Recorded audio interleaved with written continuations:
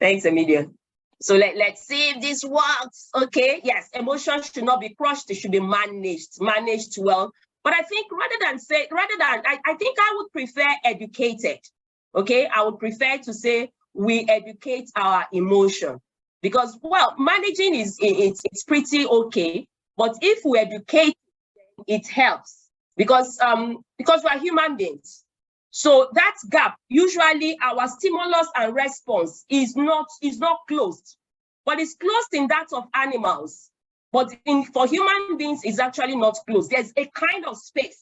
And this guy, Viktor Frankl, the one that wrote this book, Man in Search of Meaning, he actually said between stimulus and response, there is space. And in that space is our power to choose our response. In our response lies our growth and our freedom. So when we educate this emotion, somehow we learn to grow with it. And it's also a way for us to express our freedom, because then we take charge. We take control of I wouldn't say our reaction, our response. It will no longer be reaction, because there's a difference between response and reaction. Reaction is more sentimental. I react to things, I react to people, whatever it is, I just give it immediately without thinking. But when we respond to it, response comes with a lot of thoughts. Is that I've thought about this and I choose what I would say or the way I would behave. That's response. But reaction is thoughtless. Reaction is just sentiments. I'm angry, I lash out. But response is now, oh, in this situation, should I say something or should I keep quiet? So you have a choice and you choose that which is most appropriate. That's response. So I always advise people, rather than react, it's better to train ourselves or educate ourselves to respond to situations and to people. And then what about anger? There are different types of anger. And people have names for the different types. So learning to identify and differentiate this emotion between the different types is crucial to anger management. Why? Because when we can identify the way we are feeling, the kind of anger that we're feeling, then it's good. It's easier for us to acknowledge it, and then we begin to tame it. You know, it's almost the same as when you cannot identify something or you cannot define it. I don't know, you don't know that thing. But when you are able to define it, you're able to express it, then knowledge comes in. And with that, you can actually tame it. That's why it's important that we know, we are able to identify this reaction. So you have explosive anger. From the word explosive, you already know what it means. It's intense, it's sudden, and it's an outburst. And sometimes it comes with yelling, slamming of doors, hitting the table, like almost, it's physical aggression, actually. And this can create a hostile environment, and it's nothing else. It makes communication difficult, because it's more like, what is happening to you? At that time, it's a rage. You can say, this guy is crazy, this man is mad, or this woman is mad. And that's why I think Americans, the way they express anger, they say, at that moment, the person is actually mad. That's explosive. So explosive is, everybody knows I'm angry. I know I'm angry. There's no hiding. We're not hiding it. I am angry. So people know. Okay, that's explosive anger. Then you have passive aggressive anger. In this case, anger is expressed indirectly. There's no explosion. I'm not hitting the table. I'm not banging the door. But I use sarcasm. I use backhanded compliments. Subtle means to express my frustration rather than addressing the issue head on. We start giving the cold shoulder. The other person might not even know that we are angry because we're not expressing it. It's not explosive. Sometimes it's even as if we're hiding the fact that we are angry. No, I'm not angry. I'm okay, but I'm not okay because my behavior towards that person changes. And it's even worse with couples. Because you can be in the same house. You can even be lying on the same bed, but we're backing each other. And what's wrong? No, nothing. It's okay. But it's not okay. because there's something eating me up, but it's just that I'm not expressing it. That's passive aggressive. So it's not just passive, it's a little bit aggressive, because I'm doing other things to let that person up, to make that person uncomfortable, to make the other person that I'm angry with uncomfortable. But it's just that there's no outburst. Okay? So then we have resentment. This one is a long-standing anger that can develop when someone feels consistently wronged or taken advantage of. So you start resenting the other person. And it might also be a result of unaddressed conflicts. And that's why somehow it's important. Communication is crucial. When we're talking about anger management, we need to communicate. I need to be able to say, I'm upset about this.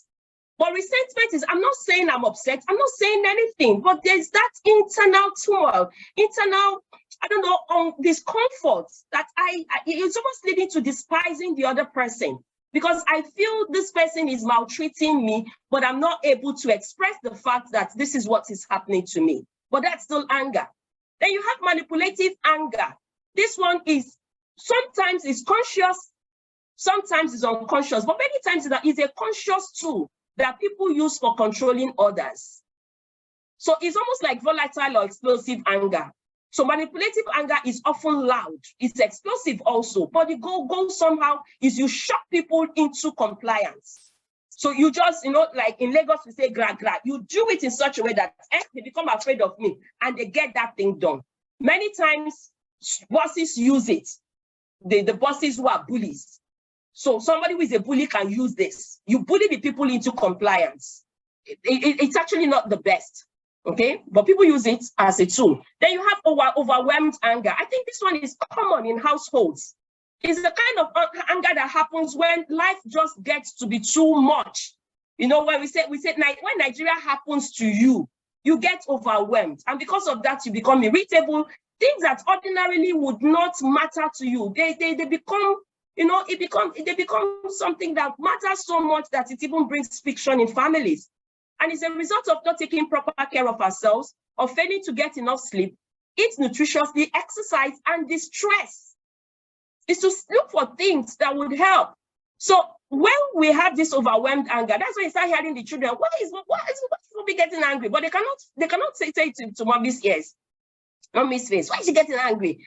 He's just wondering, what is the matter? What did we say now? What have we said that has caused this kind of outrage? But it's because the person is overwhelmed. And we need to identify that. I need to know when I'm overwhelmed and then see what to do about it. Then another one is what we call righteous anger. Righteous anger is the kind of anger that makes the world a better place. It's a kind of anger that should be fostered. Anger that moves me to action. Anger that is with a cause, as in something has happened, and many times is to defend the innocent and the helpless. Action righting a wrong.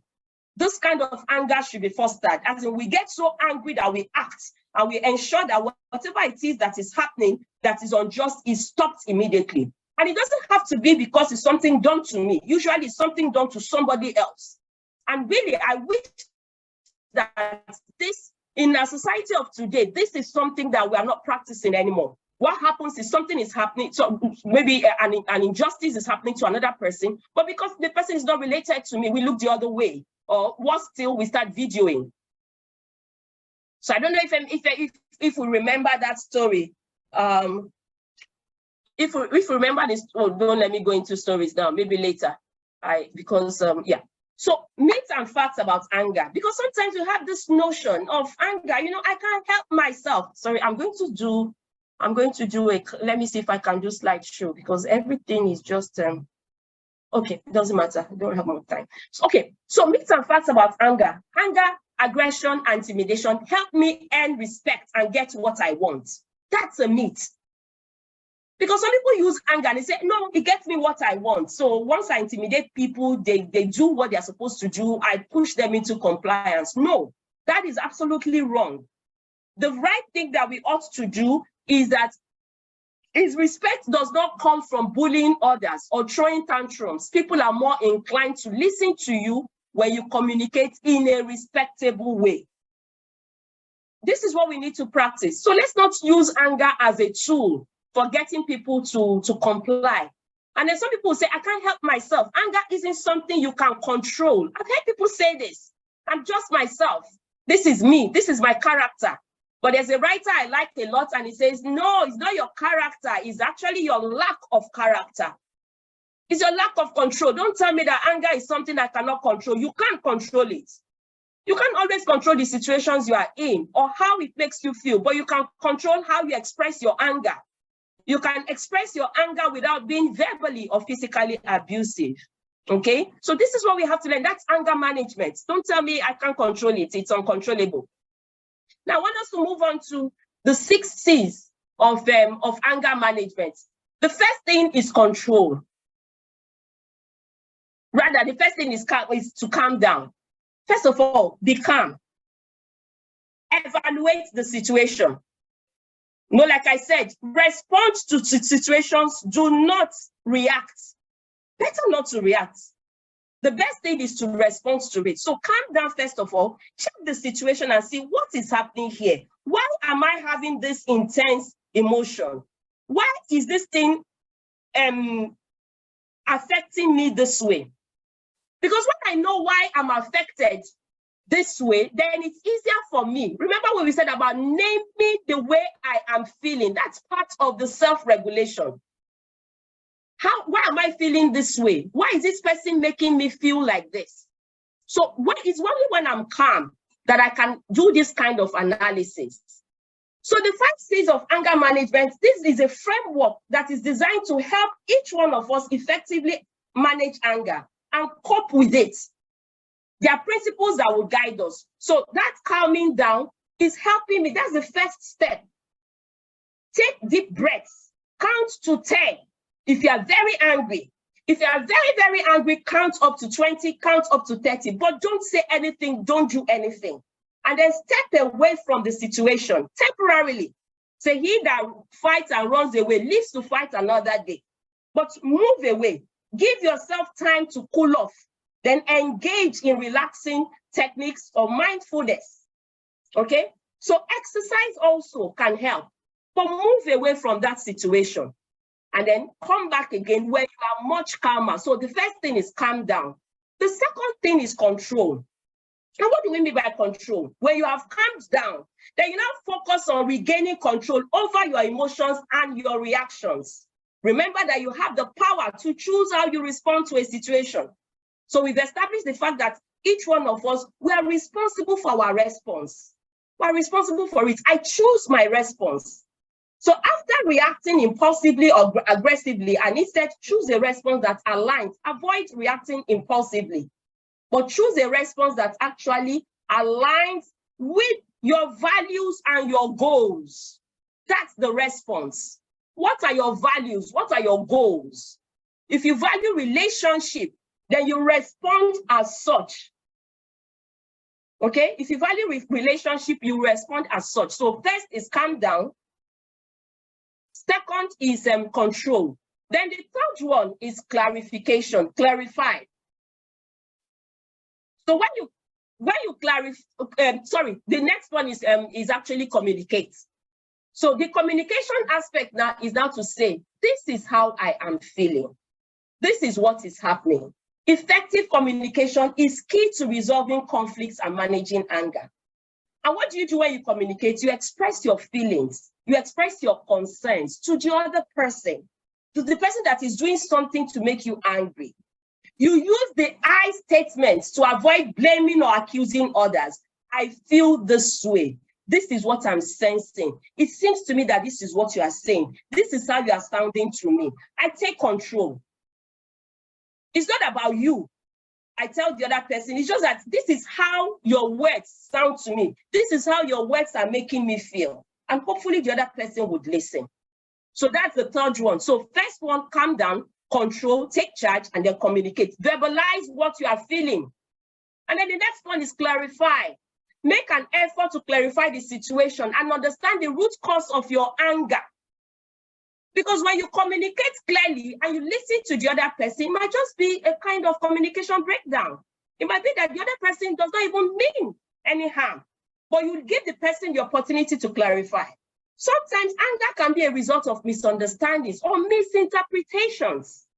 But when we are in control and we communicate and we allow for clarification, then we are able to get back on board. Ask questions, seek clarification, address any misconceptions to ensure a more accurate perception of the situation. And then the next thing, the final one. So the final one will now be choose wisely. Remember that gap that we talked about. And when it becomes a habit, we find out that gap, it takes us fewer seconds to actually respond. The response time will be shorter because we've been practicing it. We've practiced calming down, we've practiced control, we've practiced communication, we've practiced clarification, and then we choose wisely. So once you've calmed down, then what happens is that it's time to make a thoughtful choice about how to move forward. I've clarified it. So should I just give it up? And then in communicating, I said, okay, this was how it seemed to me. So next time, let's do it this way. So the other person gets to know me better. Consider your options and the potential outcomes of your actions. So if it's righteous anger, that is where we will now decide that, no, I need to show that, no, this is unacceptable. It's not okay, but I'm in charge of it. I'm in control. So choose solutions or response that aligns, I go back again, that aligns with your values, promotes understanding, and contributes to a positive resolution. This is key. Positive resolution. In Igbo, we say, ekwem ne ekwem. That is what causes problem. I don't agree, you don't agree. But can we sit down and talk like mature people, not necessarily lashing out? So by applying the 5 C's of anger management, you can navigate challenging situations with greater emotional awareness and self-control. You make choices. You choose the way you respond. I keep emphasizing on this because once you lose control, that is the end. There's nothing else. You keep apologizing. But remember also that words that have been spoken out of anger, once you have said it, you have said it. Even when you apologize. There's this adage, I don't know if it's in every language, but I know I'm certain it's in Yoruba language, that words are like eggs. Once you have broken them, you can put them together again. So we hurt people with our words when we are angry. So if you find it difficult to manage anger on your own, seek support from a therapist or counselor. It's not that you are crazy. It's just that you need help. People who specialize in anger management, they can provide you with additional tools and strategies. But sometimes it's that there's a problem. It might be for health reasons, but we need to identify that. Okay, but it's from trying to manage it that would also know. So Plato said there are 2 things a person should never be angry at. The first one is what they can help. If you can help it, please, can you just resolve it immediately? There's no need to get angry over something that you already have control over. And then there's no need to get angry over something that you do not have control over. Because you can't change it. So just accept it and manage it, navigate it, and use it to the best of whatever it is you can get from it. So at the end of the day, if we follow Plato's advice of not getting angry at something that we can help, and also not getting angry at something that we cannot help. That reminds me, for those who are Catholics, you know that serenity prayer. So we've got to ask wisdom. We need wisdom to know that which we cannot help, so that we can accept it with a lot of serenity, and also to know that which we cannot, we can help. So we might need fortitude to be able to change whatever it is, but we've got to act. So acting might just be, okay, accepting the situation and trying to see, okay, how can I make the best, of it? So I'm looking at the time. Now, what I want us to do is before we move to the question and answer sessions, let me see what we have on the chat. Okay. So before we move, because we still have thank you, Redmi. We still have question and answer session because I want to hear I want you to respond also, not your reaction. I want to hear your response to some of the things that I have said. I know I've moved very fast, but let's see. I think the conversation will continue on YouTube, or I think the principal of the school will make available to us how we're going to continue this discussion. So I would move into what we call the breakout session, so that we are in smaller groups, and each group has a topic and an activity. So what I want us to do is, based on the presentation, what we've taken from this, is now to apply what we have heard into situations that we have here. For instance, group 1, mindful parenting. I want you to discuss the concept of mindful parenting and how it relates to managing anger. Group 2, balancing work and family stress. We've said it that sometimes overwhelming anger is because we are not able to balance work and family stress. So we discuss what are the challenges and how do we resolve this. So we will now, Charles, could you help us with this? I'm handing over to Charles to put us in breakout rooms. Thank you.